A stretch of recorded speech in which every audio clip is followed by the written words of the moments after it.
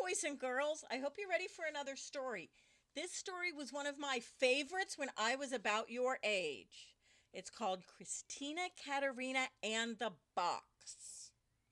Now, it doesn't sound real exciting, but it's very exciting. And the best part is, I know you can't get out and play with all your friends right now, but this may give you some ideas of things you can do. If mommy or daddy or grandma or grandpa or someone ordered from Amazon and got a box, because grown-ups order from Amazon a lot, so there might be a box. Okay, Christina Katerina and the Box. Look at this. There we go. There's our pictures. I'm going to move myself over to the side a little bit. There you go. So you can see pictures. Christina Katerina liked things. Tin cups and old dresses, worn out ties and empty boxes. Any of those things, but mostly boxes.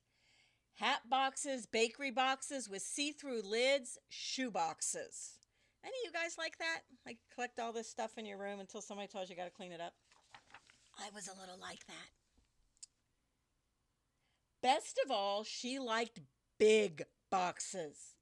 So she was happy indeed one sleepy summer day when even her sometimes friend Fats Watson was out of town to see a truck deliver a great tall box. It came on a refrigerator. Oh, how grand and new, Christina's mother said, looking at the refrigerator. It is. Oh, it really is, Christina said, looking at the box. Refrigerators aren't that exciting. There we go. She quickly claimed the box for her own and dragged it under the apple tree. To Mother, who was very neat and tidy, it seemed that boxes were for basements or trash barrels, not for front yards under apple trees. I think that was my mom.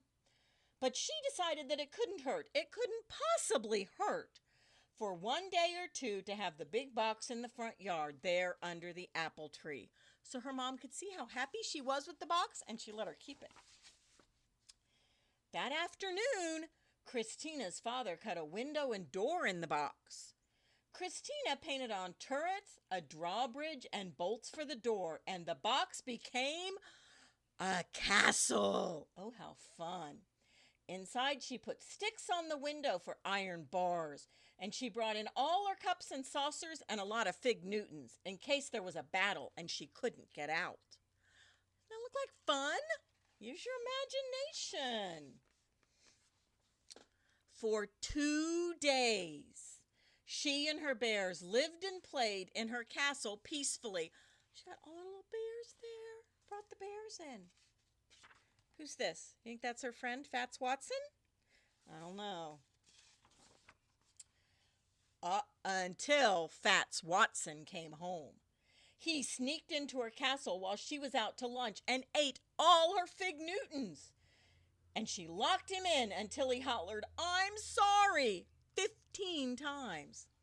When she finally let him out, Fats gave Christina's castle a kick, and over it went, smack on its side. Well, that wasn't very nice of him. I think he needs a time out. Mother came out and saw the fallen box. "I see that's the end of the castle, Christina," she said with a smile, and started to haul it away. "But it's no castle," Christina said, hauling it back. "That's my clubhouse." Oh, it's got a new use. And it was for 3 long days right there under the apple tree. Christina changed the window to a door and the door into a window. She put in 2 benches for members and a chair for the president.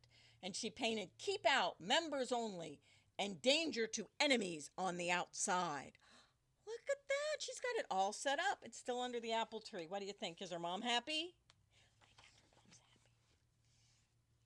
And she let Fats join. Well, that was nice. She forgave him. Then they met in the clubhouse, which was very dark when the door was closed and very secret. And they spit on a nickel and swore to be friends forever. And they were. Look, she's down here as the president. He's a lookout. That's very handy to have. Until one day, Fats got angry at always being vice president. He climbed on the clubhouse roof and promised to sit there until Christina made him president. What's going to happen if you sat on a cardboard box? Uh-oh. Only the roof caved in first, and Christina disbanded the club. Disbanded. You know what that means? Means she said, we're not going to have a club anymore. We just got rid of the club. When Mother saw the sat-in box, she brushed her hands together. Now she would have her nice, neat yard. Well, she said, that is the end of the clubhouse, and she tugged it towards the street. That's no clubhouse, said Christina, tugging it back again. That's my racing car, Hermione, and I'm late for a race. She named it after the girl in Harry Potter. That was pretty good, because Harry Potter hadn't been written when I was a kid. She was ahead of her time. Look at that car. Oh, my goodness. Before speeding off, Christina put the top on the bottom, turned the window into a cockpit, and on the side painted two magnificent curling silver horns, which she blasted at Fats every time she rounded the apple tree. Look at that! Still under the apple tree, though. There she is. That's a pretty good car. For 2 days, she raced around the yard and won every time.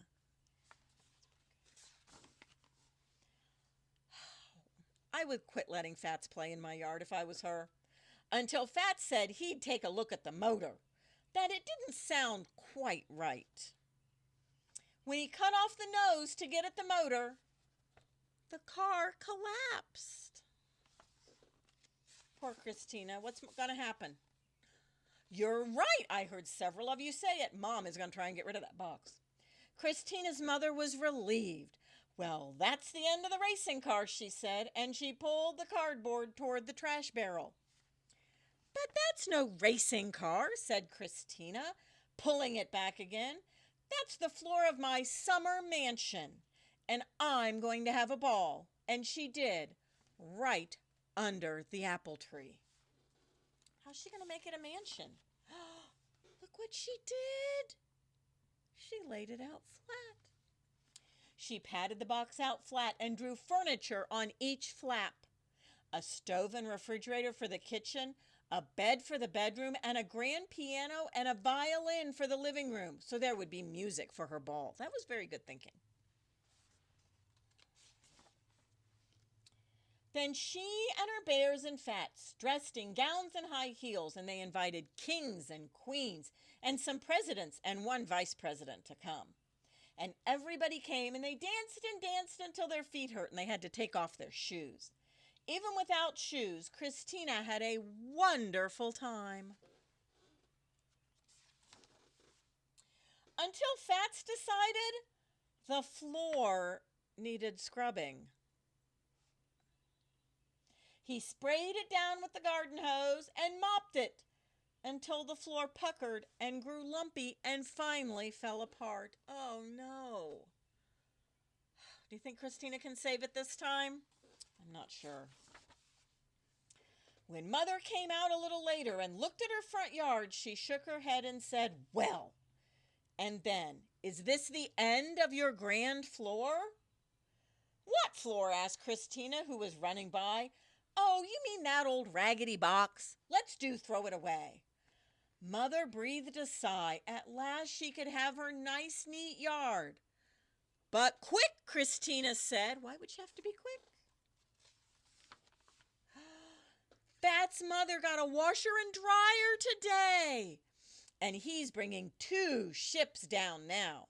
I said my mother wouldn't mind a bit if we sailed them here in our front yard, right under our apple tree. Oh, my goodness. Look, there they are. They made ships. All right. This story has been around a while, and kids still play in boxes, and I did when I was your age. I want you to think, if you had a big box, if you had the refrigerator box or the washer-dryer box or just a big Amazon box, what would you make? So if you get bored later, and want to draw a picture for Miss Fair, she'll show them to me about what you would make with your box. Thank you very much for letting me read to you today.